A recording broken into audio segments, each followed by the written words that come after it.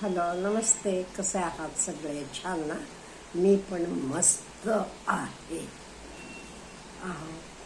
केतन अग्रवालचं आधी म्हणत होते लोहगडावरून फोटो काढताना पाय घसरून पडला आणि मृत्यू झाला. पण आता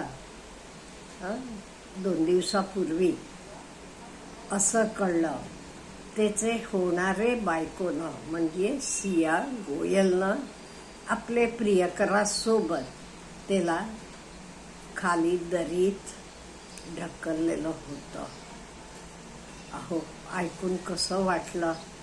यंग 26 वर्षाचा कर्तबगार मुलगा, लग्न ठरलेलं, किती आनंदात होता.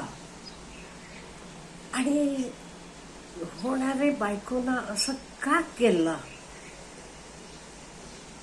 आता फेब्रुवारी 26ला त्यांचं एंगेजमेंट झालेलं होतं. दोन्ही पार्ट्या अगदी काय म्हणू, खूप श्रीमंत आणि राजस्थानमधलं पॅलेस 17 कोटी रुपये भरून बुक केलेला होता. पाहुणे मंडळींना जायला यायला विमानाचं बुकिंग झालेलं होतं. बाकीच्या खरेद्या तर हे सगळं चाललेलं होतं. तिला एवढं पसंत नसलं ते तिनं आधीच सांगायचं का नाही आपल्या आईवडिलांना? आणि आईवडिलांनी पण कोणी आपल्या मुलांना फोर्स करू नये. तिनं पण अहो, तुला एवढं धाडस आहे त्याचा जीव घ्यायचा, मग तुला आपल्या आईवडिलांना मला हे लग्न मान्य नाही म्हणायचं धाडस नव्हतं? त्याचा जीव घ्यायचा काय अधिकार होता? तो पण कोणाचा तरी मुलगा आहे आणि त्याला त्याचं आयुष्य तो जगला असताना. मला कळत नाही ह्या मुली असं का वागतात. हे बघा, आधी ओपनली सांगायचं आई वडिलांना. नाही का नाही, तुझा तो बॉयफ्रेंड होता का नाही, कोणतो चेतन, काय नाव होतं त्याच्याबरोबर पळून तरी जायचं. चेतन चौधरी म्हणे, त्याच्याबरोबर पळून जायचं होतं. हे बिचारे मुलाचा का जीव घेतला?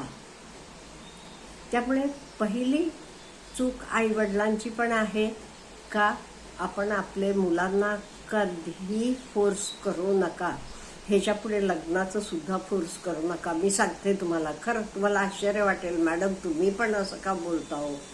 हल्ली आजूबाजूला बघितल्यावर मला पण वाटते मुलांना फोर्स करायचं नाही. लग्न करायचं ते करू देत, नाही ते राहू देत.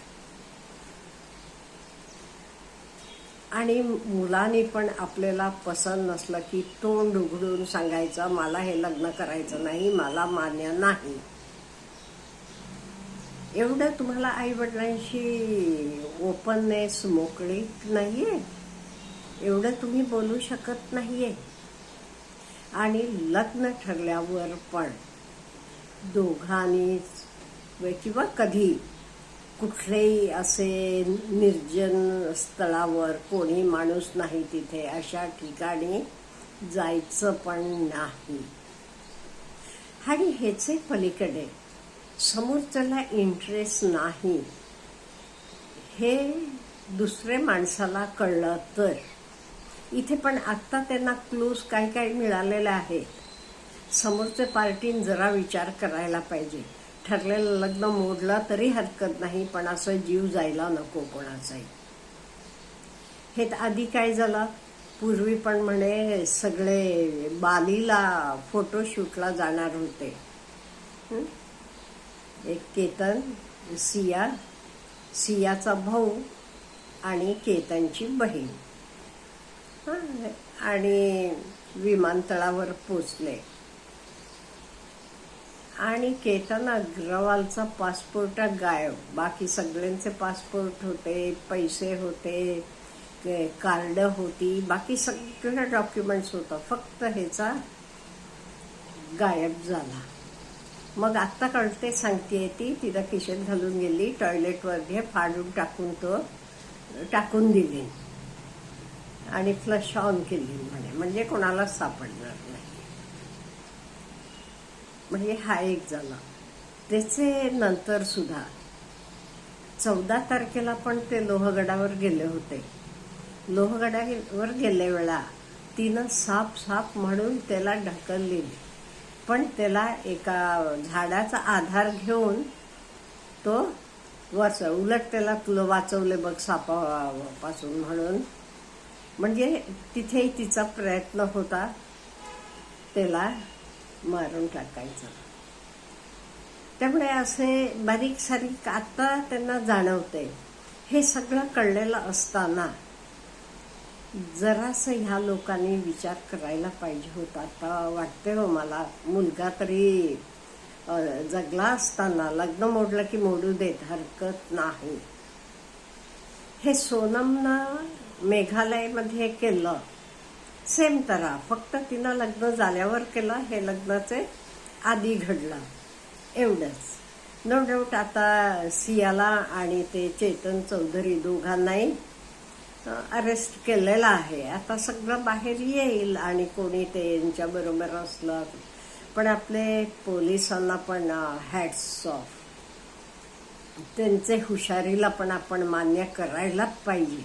का म्हणजे पहिल्यांदा ओके फोटो काढताना गडावरनं पाय घसरून पडला म्हणून ॲक्सिडेंटल असं सगळ्यांनी मान्य केलं होतं.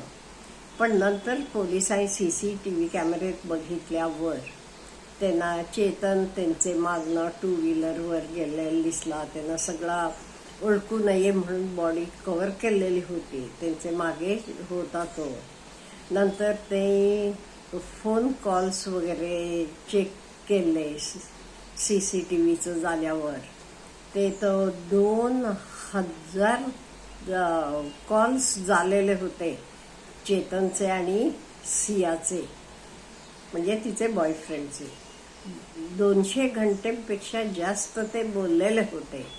त्यामुळे पोलिसांना डाऊट आला. बघा किती म्हणजे एक कोणी चूक केली का नाही, आपण त्यातनं बाहेर पडू असं विचार करू नये. सापडते तर. आणि मला वाटते आपले जरा, मला म्हणजे बरेच लोकांना पण वाटते जरा रूल्स रेग्युलेशन स्ट्रिक्ट व्हायला पाहिजे. आता सोनम बघा, बेलवर आहे, जामिनावर आहे, बाहेर छानपैकी बोलतीये, फिरतीये, इंटरव्ह्यूज देतीये. त्यामुळे लोकांना भीती जराशी कमी झाली आहे का असं पण मला वाटते. त्यामुळे असं कोणीही करू नये. मुलं असतील, मुली असतील, कोणी करू नका. तुम्हाला पसंत नाही ना, ओपनली सांगा ना, मला पसंत नाहीये, मला त्या मुलीशी किंवा ते मुलाशी लग्न करायचं नाहीये. कोणी आग्रह करणार नाही तुम्हाला. हल्लीचे आई वडील पण तसे समंजस आहेत, माहीत आहे त्यांना जगाचं सगळं. आणि एवढं सोडून मला ह्याचे पलीकडे वाटते, ह्याच्या पुढे अरेंज्ड मॅरेजेस तरी जवळजवळ बंद होणार. हे पण अरेंज्ड मॅरेज होतं, सोनमचं पण अरेंज्ड मॅरेज होतं. कोणी नातेवाईक सुचवतोय असं असं स्थळ, मग आपण पत्रिका बघतो. पूर्वी असंच व्हायचं ना. हे पण तसंच घडलेलं होतं. आणि आई वडिलांनी पण जरा आपले बरोबरीचं आपल्याला स्थळ पाहिजे, आपले लेवलचं. आपल्या मुलीनं जरा कमी लेवलचे माणसाबरोबर प्रेम केलं असलं की त्याला मान्यता द्यायची नाही वगैरे. मला वाटते असं जरासं करू नये. शेवटी मुलं आनंदात राहायला पाहिजे. आणि त्यांचे नशिबात असलं की पैसे बिसे मान सन्मान सगळं मिळवू शकतील ते. हे जरा आपणही समजून घ्यायला पाहिजे.